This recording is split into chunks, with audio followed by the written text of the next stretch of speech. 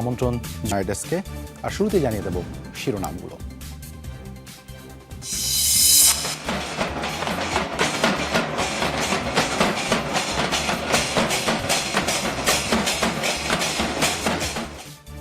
কাল পশ্চিমবঙ্গ সরকারের অভিষেক অনুষ্ঠান, সন্ধ্যা নাগাদই জানা যাবে নতুন মুখ্যমন্ত্রীর নাম। আলোচনার তুঙ্গে শুভেন্দু, তালিকায় আরও বিজেপি নেতারা। তামিলনাড়ুতে থালাপাতির সরকার গঠনে অনিশ্চয়তা, ডিএমকে ও এআইএডিএমকের গাঁট ছড়া বাঁধার গুঞ্জন, একযোগে পদত্যাগের হুমকি টিভিকের 107 বিধায়কের। যুদ্ধবিরতির মধ্যেই যুক্তরাষ্ট্র ইরানের পাল্টা হামলা, মার্কিন যুদ্ধজাহাজে মিসাইল নিক্ষেপ, কেশম দ্বীপসহ কয়েকটি শহরে পাল্টা অভিযান।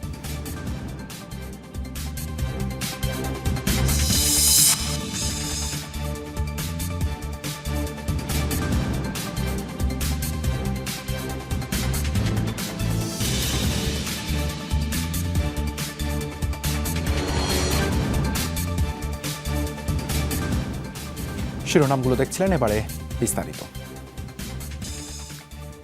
কে বসছেন পশ্চিমবঙ্গের মসনদে, এই প্রশ্নের জবাব মিলবে আজই। নতুন মুখ্যমন্ত্রী নির্ধারণে স্থানীয় সময় বিকেল 3টায় 207 নতুন বিধায়কের সাথে রুদ্ধদ্বার বৈঠক করবেন কেন্দ্রীয় স্বরাষ্ট্রমন্ত্রী অমিত শাহ। শনিবারই ব্রিগেড প্যারেড গ্রাউন্ডে শপথ নেবে নতুন সরকার। মুখ্যমন্ত্রী হিসেবে সবচেয়ে আলোচিত শুভেন্দু অধিকারীর নাম। আলোচনায় রয়েছে আরও কয়েকজন বিজেপি নেতা। পশ্চিমবঙ্গের মুখ্যমন্ত্রী নির্ধারণে কলকাতায় কেন্দ্রীয় স্বরাষ্ট্রমন্ত্রী অমিত শাহ। বিমানবন্দরে তাকে বরণ করে নেন রাজ্য বিজেপির শীর্ষ নেতারা। এর আগে কলকাতায় পৌঁছান ওড়িশার মুখ্যমন্ত্রী মোহন মাঝি। অমিত শাহর পাশাপাশি বাংলার নতুন শাসক নির্ধারণের দায়িত্ব পেয়েছেন তিনিও। পশ্চিমবঙ্গের মুখ্যমন্ত্রী নির্বাচনের দায়িত্ব পেয়েছি। কেন্দ্রীয় স্বরাষ্ট্রমন্ত্রী অমিত শাহের সঙ্গে কাজ করার দারুণ এক সুযোগ আমার জন্য। আশা করি আলোচনার মাধ্যমে বাংলার জন্য সঠিক সরকার নির্বাচন করা হবে। বাংলা বিজয়ের পর থেকে সরকার গঠনের তোড়জোড় চালাচ্ছে বিজেপি। বিশ্ব বাংলা কনভেনশন সেন্টারে অমিত শাহ ও মোহন মাঝির সাথে নবনির্বাচিত 207 বিজেপি বিধায়কের বৈঠক শেষে ঘোষণা করা হবে মুখ্যমন্ত্রীর নাম। সর্বোচ্চ পদে সবচেয়ে আলোচিত শুভেন্দু অধিকারী। পরপর 2 নির্বাচনে তিনি হারিয়েছেন নিজেরই এক সময়কার গুরু মমতা ব্যানার্জিকে। তালিকায় আরও রয়েছেন শ্রমিক ভট্টাচার্য, দিলীপ ঘোষ, নিশীথ প্রামাণিক, অগ্নিমিত্রা পল। অবশ্য বিরোধীদের দাবি বৈঠক কেবল লোক দেখানো। শীর্ষ পদ চূড়ান্ত করে ফেলেছেন প্রধানমন্ত্রী।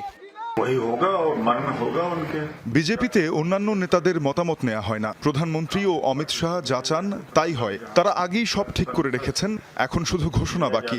বিহারেও অনেক হেভিওয়েট নেতার নাম আলোচনায় ছিল, অথচ তারা এমন একজনকে বেছে নিয়েছে যার নাম রাজ্যের অনেকেই শোনেননি। শনিবার সকালে ব্রিগেড প্যারেড গ্রাউন্ডে অভিষেকের জমকালো আয়োজন। শপথ নেবেন নতুন মুখ্যমন্ত্রী সহ অন্যান্য মন্ত্রীরা, যাতে অংশ নেবেন প্রধানমন্ত্রী সহ বেশ কয়েকজন কেন্দ্রীয় মন্ত্রীও। মোস্তফা মাহমুদ, যমুনা নিউজ। এ বিষয়ে আরও বিস্তারিত জানাতে পশ্চিমবঙ্গ থেকে যুক্ত হচ্ছেন সহকর্মী সুকান্ত চট্টোপাধ্যায়। সুকান্ত, অমিত শাহর সাথে তো নবনির্বাচিত বিধায়কদের স্থানীয় সময় বিকেল 3টায় বৈঠকে বসার কথা, তো সেই সময় তো পেরিয়ে গেছে। বৈঠকটি শুরু হয়েছে কিনা, আর সবচেয়ে আলোচনার তুঙ্গে সেটি হচ্ছে যে কে হতে পারেন মুখ্যমন্ত্রী, সে বিষয়ে কোনো কিছুর আভাস পেলেন কিনা? দেবাশিস, আপনাকে প্রথমে বলে রাখি, 3টের সময় যে সভা শুরু হওয়ার কথা ছিল, অর্থাৎ জাতীয় কর্মসমিতির নেতৃত্বরা এসেছেন, অমিত শাহ নিজে এসেছেন। এছাড়াও ভারতের সর্বভারতীয় যে বিজেপি সভাপতি তিনিও এসেছেন, রাজ্য নেতৃত্ব রয়েছেন এবং 207 জন বিধায়ক রয়েছেন। সেই সভা শুরু হতে কিন্তু এখনো ভারতীয় সময় 4:04 বাজে মিনিট, এখনো কিন্তু শুরু হয়নি। তবে শুরু হওয়ার পথে, কিছুক্ষণের মধ্যেই শুরু হবে। কিন্তু এই মিটিং চলবে কিন্তু প্রায় ধরুন 6টা পর্যন্ত চলবে। তবে বিজেপির অন্দরমহলে যে গুঞ্জন শোনা যাচ্ছে, তাতে কিন্তু মুখ্যমন্ত্রীর পদে থাকছেন শুভেন্দু অধিকারী। কারণ এই যে সাফল্য, অর্থাৎ এই যে বিজেপির বাংলা দখলের যে যুদ্ধ, তাতে কিন্তু সেনাপতি ছিলেন একমাত্র শুভেন্দু অধিকারী। তারপরে হচ্ছে শ্রমিক ভট্টাচার্য, তিনি রাজ্য সভাপতি। স্বভাবতই সংসদীয় গণতন্ত্রের যে রাজনীতির যে বিষয়টি, সেটি শুভেন্দু কিন্তু সব থেকে বেশি এগিয়ে। সেই কারণে কিন্তু শুভেন্দু অধিকারীর নাম মুখ্যমন্ত্রীর তালিকায় শীর্ষে রয়েছে। এছাড়াও স্বপন সেনগুপ্ত তিনি রয়েছেন হচ্ছে অর্থমন্ত্রীর নামে, এবং অগ্নিমিত্রা পাল তার উপমুখ্যমন্ত্রীর নামেও কিন্তু তার নাম এসেছে। এছাড়া যে মন্ত্রিসভার প্রায় ৪৫ জনের নামের তালিকা কিন্তু ইতিমধ্যেই বিজেপিতে জমা পড়েছে। কেন্দ্রীয় কমিটির এই যে পরিষদীয় বৈঠকে দলনেতা নির্বাচিত হবে, এবং যিনি দলনেতা নির্বাচিত হবে পরিষদীয় দলের, তিনি কিন্তু মুখ্যমন্ত্রী হচ্ছেন পশ্চিমবঙ্গের বিজেপি সরকারের। বিজেপি সরকার আসার পর প্রতিবেশী রাষ্ট্রগুলোর সাথে পশ্চিমবঙ্গের যে সুসম্পর্ক যেটা ছিল সেটাকে আবার ফিরে আসবে কিনা সেটা এখন তাদের কর্মসূচির উপরে নির্ভর করছে। তার কারণ তিস্তা জলচুক্তি কিন্তু মমতা সরকার আটকে রেখে দিয়েছিল। বিজেপির নরেন্দ্র মোদী অনেক বলা সত্ত্বেও কিন্তু মমতা তিস্তা চুক্তিতে কিন্তু তিনি যাননি সেই মিটিং এবং সই করেননি। বিজেপি সরকার আসার পর বাংলাদেশে পানি চুক্তির যে তিস্তার সেই প্রকল্প কিন্তু আশার আলো দেখছে। শুধু তাই নয়, যে সীমান্তবর্তী যে হাইওয়ে, সেই হাইওয়েও কিন্তু দুই দেশের সম্পর্ক বাণিজ্য অটুট করতে এবং উন্নত করতে কিন্তু বিজেপি কিন্তু বদ্ধপরিকর। বিজেপির যে পরিকল্পনায় সেটা কিন্তু আছে, এবং এখন দেখা যাক যে আজকে এই পরিষদীয় দলের মিটিং হবে, আগামীকাল কিন্তু প্রথম শপথ হবে, তারপর মন্ত্রিসভার প্রথম বৈঠক হবে। তারপরে কিন্তু বিজেপির যে নির্বাচনী ইস্তাহারে যেসব প্রতিশ্রুতি দিয়েছিল এক একটা করে পালন করবে, এমনটাই কিন্তু আশা। দেবাশিস। ধন্যবাদ সুকান্ত, কলকাতা থেকে আমাদের সঙ্গে যুক্ত হবার জন্য। পশ্চিমবঙ্গের বিজেপি নেতা শুভেন্দু অধিকারীর ব্যক্তিগত সহকারী চন্দ্রনাথ রথের হত্যাকাণ্ডে ব্যবহৃত দুটি মোটর বাইক উদ্ধার করেছে পুলিশ। সিসিটিভির ফুটেজে দেখা যায় গুলি ছোড়ার পর বাইকে চেপে পালিয়ে যায় দুর্বৃত্তরা। দুটি বাইকই উদ্ধার করে মধ্যমগ্রাম থানায় নিয়ে গেছে পুলিশ। ঘটনাস্থলের অন্তত ৫ থেকে ৬ কিলোমিটার দূরে আবর্জনা স্তূপে পরিত্যক্ত অবস্থায় পাওয়া একটি বাইক, আরেকটি মেলে বারাসাতের একটি রেলগেটে। ধারণা দুটিরই নম্বর প্লেট ভুয়া, এমনকি ঘষে তুলে ফেলা হয়েছে চেসিস ও ইঞ্জিন নাম্বারও। একে পরিকল্পিত হত্যাকাণ্ড হিসেবে সন্দেহ করছেন তদন্তকারীরা। সরকার গঠন ঘিরে তামিলনাড়ুতে চলছে টানাপোড়েন। থালাপতিকে মসনদে বসাতে প্রতিবাদে মুখর টিভিকে তাদের সমর্থনে মাঠে সরব কংগ্রেসও। এদিকে জোর গুঞ্জন বিজয়ের অগ্রযাত্রা রুখতে গাঁটছড়া বাঁধতে যাচ্ছে ডিএমকে ও এআইএডিএমকে। এই পরিস্থিতিতে সরকার গঠন করতে না দিলে একযোগে পদত্যাগের হুঁশিয়ারি দিয়েছেন টিভিকের নবনির্বাচিত ১০৭ বিধায়ক। তামিলাগা ভেট্রি কাজাগাম বা টিভিকে চলচ্চিত্রের পর্দা থেকে রাজনীতির মাঠে পা দেয়া থালাপতির দলটিকে সমর্থনে নেমেছেন কংগ্রেস নেতাকর্মীরাও। রাজনৈতিক দোলাচলের মাঝেই অভিজ্ঞদের পাশে পেলেন বিজয়। বরাবরই সংবিধান আর গণতন্ত্রের মূল্যবোধকে সম্মান করে কংগ্রেস। রাহুল গান্ধীও এসব রক্ষায় লড়ছেন, কিন্তু গণতন্ত্র, সংবিধান আর ভোটাধিকারের ওপর আঘাত আসছে। জনগণের সিদ্ধান্তকে সবসময় সম্মান করি, তাদের রায়ের সঙ্গে বিশ্বাসঘাতকতা করব না। রাজ্য জুড়ে বিক্ষোভ প্রদর্শন করছেন টিভিকে সমর্থকরাও। পুলিশি বাধার মুখেও পড়েছেন কেউ কেউ। প্রিয় নেতাকে মসনদে দেখতে অনশনও করছেন থালাপতির বহু ভক্ত। অবশ্য টিভিকের অগ্রযাত্রা রুখতে আদাজল খেয়ে নেমেছে স্থানীয় প্রভাবশালী ডিএমকে ও এআইএডিএমকে। একাধিক সূত্র বলছে বিজয়কে ঠেকাতে তারা জোট বাঁধতে পারেন, যার মূল ভূমিকায় বিজেপি। বৃহস্পতিবার পুদুচেরিতে বৈঠক করেছেন এআইএডিএমকের নবনির্বাচিত বিধায়করা। নেতৃত্বে ছিলেন দলটির সাধারণ সম্পাদক এদাপ্পাদি পালানি স্বামী। বিধায়কদের ঐক্যবদ্ধ থাকার এবং ধৈর্য ধারণের আহ্বান জানান তিনি। একই দিন চেন্নাইয়ে বৈঠকে বসেছে ডিএমকের বিজেতারা। তামিলনাড়ুর ২৩৪ সদস্যের বিধানসভায় সংখ্যাগরিষ্ঠতা নিশ্চিতের চেষ্টা করছে টিভিকে। এখনও ম্যাজিক ফিগার ১১৮ আসন নিশ্চিত না হওয়ায় থালাপতির দলকে সরকার গঠনের আহ্বান জানাননি রাজ্যপাল। এ পরিস্থিতিতে দলটি জানিয়েছে সুযোগ না দেয়া হলে একযোগে বিজয়ী ১০৭ জনই করবেন পদত্যাগ। রেজওয়ানা সাইমা, যমুনা নিউজ। যুদ্ধবিরতি উপেক্ষা করে যুক্তরাষ্ট্র ইরানের বিরুদ্ধে উঠেছে পাল্টাপাল্টি হামলার অভিযোগ। তেহরানের দাবি, নিজস্ব জলসীমার তেলবাহী ট্যাঙ্কারে প্রথম হামলা চালায় মার্কিন বাহিনী। জবাবে যুক্তরাষ্ট্রের নৌবহরে পাল্টা মিসাইল, ড্রোন হামলা চালায় আইআরজিসি। এরপরে ইরানি বন্দর, যুদ্ধজাহাজ এবং বেশ কিছু শহরে অভিযান শুরু হয়। বৃহস্পতিবার হরমুজ প্রণালী পেরুতে যায় ৩টি মার্কিন ডেস্ট্রয়ার। এগুলো হলো USS Mason, USS Rafael Peralta এবং ইউএসএস ট্রাক্সটান, যার সবকটি আর্লেই বার্গ গাইডেড মিসাইল শ্রেণীভুক্ত আধুনিক যুদ্ধযান।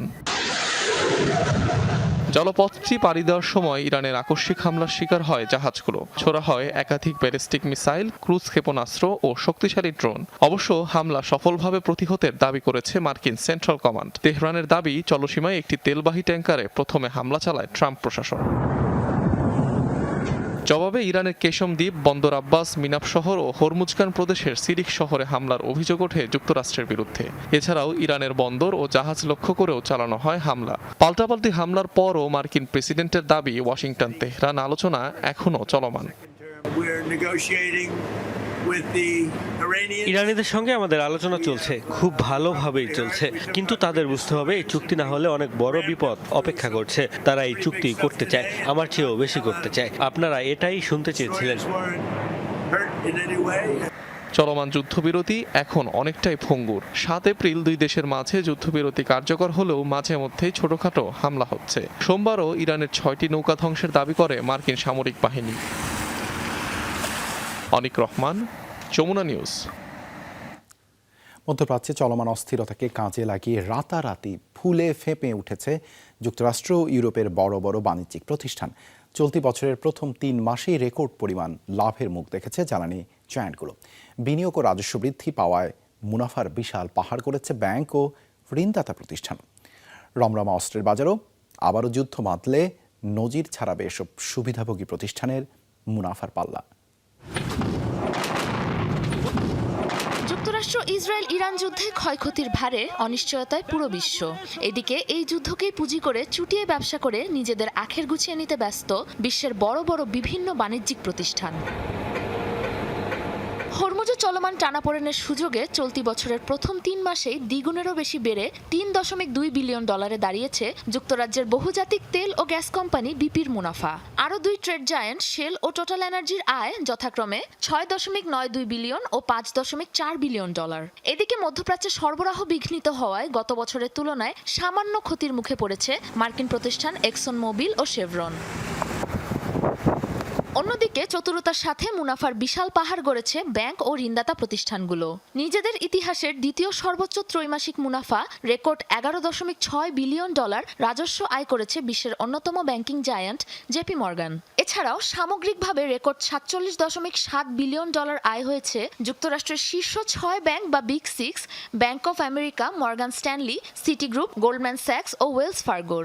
ব্যাপক লেনদেন চলছে বিনিয়োগকারীদের মাঝেও, যার ফলে একাদশে বৃহস্পতি অবস্থা মার্কিন পুঁজিবাজার ওয়াল স্ট্রিটের ঋণদাতা প্রতিষ্ঠানগুলোরও। যুদ্ধের ফলে সৃষ্ট অস্থিরতা বিশ্ববাজারে নিয়ে এসেছে ব্যাপক লেনদেনের জোয়ার। ফলে বিশাল মুনাফা অর্জন করেছে মর্গান স্ট্যানলি ও গোল্ডম্যান স্যাক্সের মতো বিনিয়োগকারী ব্যাংকগুলো। পকেট ভারী করছে নবায়নযোগ্য জ্বালানি খাতগুলো। প্রায় 17% বৃদ্ধি পেয়েছে ফ্লোরিডা ভিত্তিক নেক্সট্রা এনার্জির শেয়ারের দাম। সোলার প্যানেল ও হিট পাম্প বিক্রয়ে বিশাল লাভের মুখ দেখছে যুক্তরাজ্যের অক্টোপাস এনার্জি। মুনাফা বৃদ্ধি হয়েছে ডেনমার্কের 2 বায়ুবিদ্যুৎ প্রতিষ্ঠান ভেস্টাস ও অরস্টেডেরও। রমরমা অস্ত্রের বাজারও দীর্ঘ সংঘাতের জেরে ব্যাপক টান পড়েছে যুক্তরাষ্ট্র ও ইউরোপের প্রতিরক্ষা খাতে। পুনরায় অস্ত্রের মজুতে খরচ করা হচ্ছে বিলিয়ন বিলিয়ন ডলার। এবছর সবচেয়ে বেশি লাভ আশা করছে মার্কিন F-35 ফাইটার জেটের যন্ত্রাংশ নির্মাণকারী প্রতিষ্ঠান BAE সিস্টেমস। মাত্র 3 মাসে রেকর্ড অস্ত্র ক্রয়াদেশ জমা পড়েছে বিশ্বের 3টি বৃহত্তম অস্ত্র সরবরাহকারী প্রতিষ্ঠান লকহেড মার্টিন, বোয়িং ও নর্থরপ গ্রুপে। ধ্বংসস্তূপের মাঝে দাঁড়িয়েই অর্থের পাহাড় তৈরি করছে বিশ্বের বড় বড় বাণিজ্যিক প্রতিষ্ঠানগুলো। যুদ্ধ আবারও বাঁধলে মুনাফার পাল্লার নজির ছাড়াবে এসব সুবিধাভোগী প্রতিষ্ঠানগুলোর বলে দাবি করছেন বিশ্লেষকরা। Sabrina Nusrat, Jamuna news. President Donald ট্রাম্পের 10% শুল্ক বৃদ্ধির সিদ্ধান্তকে অবৈধ ঘোষণা করলেন মার্কিন ফেডারেল আদালত। 3 সদস্যের বিচারপতির বেঞ্চের পর্যবেক্ষণ 1974 সালের আইনটি বর্তমান প্রেক্ষাপটে কার্যকর নয়, কিন্তু ঢালাওভাবে সেটি আরোপ করেছেন প্রেসিডেন্ট ট্রাম্প। ট্রেড লর 122 ধারা অনুযায়ী লেনদেনের ঘাটতি ভারসাম্যে এই আইন প্রয়োগ করতে পারে সরকার। রায়ে আরও বলা হয়, মামলার সাথে যুক্ত পক্ষগুলোর কাছ থেকে শুল্ক আদায় বন্ধ করতে হবে, এমনকি আগে গ্রহণ করা অর্থ ফেরত দিতে হবে। মূলত ওয়াশিংটনের ক্ষুদ্র ব্যবসায়ী এবং 2টি প্রতিষ্ঠান ট্রাম্পের এই সিদ্ধান্তের বিরুদ্ধে মামলা করেছিল। তবে বৃহৎ পরিসরে এই সিদ্ধান্ত কার্যকর হবে কিনা তা এখনও অনিশ্চিত। এরই মধ্যে রায়ের বিরুদ্ধে আপিলের সিদ্ধান্ত নিয়েছে ট্রাম্প প্রশাসন। কাতার থেকে উপহার পাওয়া বিলাসবহুল বোয়িং 747 উড়োজাহাজ এয়ারফোর্স ওয়ানে যুক্ত করতে যাচ্ছে মার্কিন বিমান বাহিনী। আগামী 4 জুলাই মার্কিন প্রেসিডেন্টকে বহনকারী বিমান বহরে যুক্ত হবে এটি। বৃহস্পতিবার সাংবাদিকদের এই তথ্য নিশ্চিত করেছেন মার্কিন প্রেসিডেন্ট ডোনাল্ড ট্রাম্প। 2025 সালে কাতারের কাছে উপহার হিসেবে বিমানটি গ্রহণ করে যুক্তরাষ্ট্র। এরপর এটি প্রেসিডেন্টের ব্যবহারে উপযোগী করে তোলার তোড়জোড় শুরু হয়। বর্তমানে দুটি বোয়িং 747-200B বিমানের বিশেষভাবে পরিবর্তিত সংস্করণ রয়েছে এয়ারফোর্স ওয়ানে। এগুলো 1990 সাল থেকে ব্যবহৃত হয়ে আসছে। সন্তানের ভরণ পোষণের দেনা থাকা বাবা মায়ের পাসপোর্ট বাতিল করবে যুক্তরাষ্ট্র। এই ঘোষণা দিয়েছে মার্কিন স্টেট ডিপার্টমেন্ট। জানায় সন্তানের ভরণ পোষণ বাবদ যেসব অভিভাবকদের $2,500 বেশি বকেয়া রয়েছে তারা এর আওতায় আসতে পারেন। যুক্তরাষ্ট্রের পরিবারগুলোকে সহায়তা করতে এবং আইন জোরদার করতে এই সিদ্ধান্ত নেওয়া হচ্ছে বলে জানিয়েছে ওয়াশিংটন। যে সকল অভিভাবকদের এ ধরনের ঋণ রয়েছে, পাসপোর্ট বাতিল হওয়া ঠেকাতে তাদের সংশ্লিষ্ট সরকারি সংস্থাগুলোকে অর্থ পরিশোধের ব্যবস্থা করার পরামর্শ দেওয়া হয়েছে। এছাড়াও যাদের পাসপোর্ট বাতিল করা হয়েছে তারা সন্তানের ভরণ পোষণের দেনা পরিশোধ না করা পর্যন্ত নতুন পাসপোর্টের জন্য যোগ্য হবেন না। অনেকটাই নিয়ন্ত্রণে রয়েছে হান্টা ভাইরাস পরিস্থিতি, এমন মন্তব্য করেছেন মার্কিন প্রেসিডেন্ট ডোনাল্ড ট্রাম্প। জাহাজে এই ভাইরাস সংক্রমণ নিয়ে একটি পূর্ণাঙ্গ প্রতিবেদন প্রকাশের কথাও জানান তিনি। আশা করছি পরিস্থিতি এখন অনেকটাই নিয়ন্ত্রণে। সংক্রমণের ঘটনাটি ছিল ওই জাহাজ কেন্দ্রিক। এ নিয়ে শুক্রবারের পূর্ণাঙ্গ প্রতিবেদন প্রকাশ করা হবে। অনেক দক্ষ ও অভিজ্ঞ মানুষ বিষয়টি নিয়ে কাজ করছেন। আশা করি সব ঠিক হয়ে যাবে। কিউবায় সামরিক অভিযানের চালানোর কোনো পরিকল্পনা নেই যুক্তরাষ্ট্রের, জানিয়েছেন ব্রাজিলের প্রেসিডেন্ট লুলা ডি সিলভা। বলেন, হোয়াইট হাউসের বৈঠকে তাকে এই কথা জানিয়েছেন মার্কিন প্রেসিডেন্ট ডোনাল্ড ট্রাম্প। কিউবা ও যুক্তরাষ্ট্রের মধ্যে আলোচনায় মধ্যস্থতার ভূমিকা রাখার আগ্রহের কথাও জানান লুলা। মার্কিন প্রেসিডেন্ট যদি কিউবার পরিস্থিতি নিয়ে আলোচনায় আমার সহায়তা চান, আমি পুরোপুরি প্রস্তুত। কারণ দোভাষীর মুখে আমি শুনেছি তিনি বলেছেন কিউবায় হামলার কথা তিনি ভাবছেন না। আমার মনে হয় এটি খুবই ইতিবাচক একটি সংকেত। নতুন দূরপাল্লার কামান তৈরির কাজ পরিদর্শন করেছেন উত্তর কোরিয়ার সর্বোচ্চ নেতা কিম জং উন। দেশটির রাষ্ট্রীয় সংবাদ মাধ্যম জানিয়েছে এসব কামানের পাল্লা 60 কিলোমিটারের বেশি। শুক্রবার প্রকাশিত ছবিতে দেখা যায় কিম জং উন ও শীর্ষ কর্মকর্তারা নতুন স্বচালিত হাউটজার পরীক্ষা করছেন। চলতি বছরই এগুলো দক্ষিণ কোরিয়ার সীমান্তের কাছে মোতায়েন করা হবে। এতে উত্তর কোরিয়ার হামলার নাগালে চলে আসবে দক্ষিণ কোরিয়ার রাজধানী সিউল। এদিকে উত্তর কোরিয়ার আধুনিক যুদ্ধ জাহাজের চলাচল সক্ষমতা পরিদর্শন করেছেন কিম। পাশাপাশি দিয়েছেন আরও 2টি নতুন ডেস্ট্রয়ার যুদ্ধজাহাজ তৈরির নির্দেশ। দুর্নীতির দায়ে সাবেক 2 প্রতিরক্ষামন্ত্রী ওয়েই ফেংহে ও লি শাংফুকে স্থগিতাদেশ সহ মৃত্যুদণ্ড দিয়েছে চীন, যা 2 বছর পর কার্যকর হবে। এই সময়ের মধ্যে আসামিরা নতুন কোনো অপরাধ না করলে তাদের মৃত্যুদণ্ড কমিয়ে আমৃত্যু কারাদণ্ড করা হবে। তারা কোনোভাবেই সাজা কমানোর আবেদন করতে পারবেন না কিংবা প্যারোলে মুক্তি পাবেন না। দেশের একটি সামরিক আদালত দিয়েছেন এই রায়। সাবেক এই 2 শীর্ষ সামরিক কর্মকর্তার বিরুদ্ধে ঘুষ গ্রহণের অভিযোগ প্রমাণিত হয়েছে। 2024 সালে শৃঙ্খলা ভঙ্গের দায়ে এই 2 নেতাকে ক্ষমতাসীন কমিউনিস্ট পার্টি থেকে বহিষ্কার করা হয়েছিল। চীনের আইন ব্যবস্থা অনুযায়ী স্থগিতাদেশ সহ মৃত্যুদণ্ডপ্রাপ্ত কোনো অপরাধী যদি পরবর্তী 2 বছর নতুন কোনো অপরাধ না করেন, তবে তার সাজা কমিয়ে যাবজ্জীবন কারাদণ্ডে রূপান্তরিত করা হয়। অস্ট্রেলিয়ায় জঙ্গি সংগঠন আইএসের সাথে সম্পৃক্ততা থাকার অভিযোগে 3 নারীকে গ্রেপ্তার করে আদালতে তুলেছে পুলিশ। গ্রেপ্তার হওয়া 48 ঘন্টারও কম সময়ের মাঝে তাদের আদালতে হাজির করা হয়। অভিযুক্ত 53 বছর বয়সী নারী, তার মেয়ে ও আরও একজন 32 বছর বয়সী নারী। তাদের বিরুদ্ধে অভিযোগ, দীর্ঘদিন সিরিয়ায় অবস্থান করে সন্ত্রাসী সংগঠন আইএসকে মদত দিয়ে আসছিল তারা।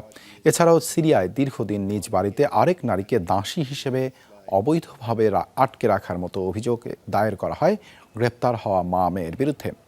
বৃহস্পতিবার মেলবোর্ন বিমানবন্দর থেকে আটক করা হয় এই 3 নারীকে। ইন্দোনেশিয়ায় আগ্নেয়গিরির অগ্নুৎপাতে 3 পর্বতারোহীর মৃত্যু হয়েছে। এই ঘটনায় এখনও নিখোঁজ রয়েছেন আরও 10 জন। শুক্রবার উত্তর মালুক প্রদেশের দুকোনো আগ্নেয়গিরিতে ঘটে এই অগ্নুৎপাত।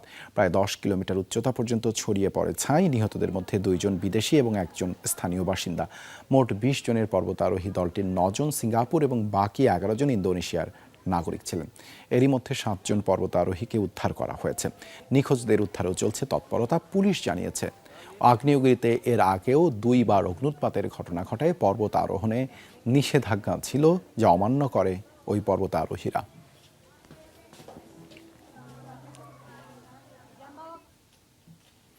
দর্শক, যমুনা আইডেস্ক আজ এ পর্যন্তই। এতক্ষণ সাথে থাকার জন্য ধন্যবাদ সবাইকে।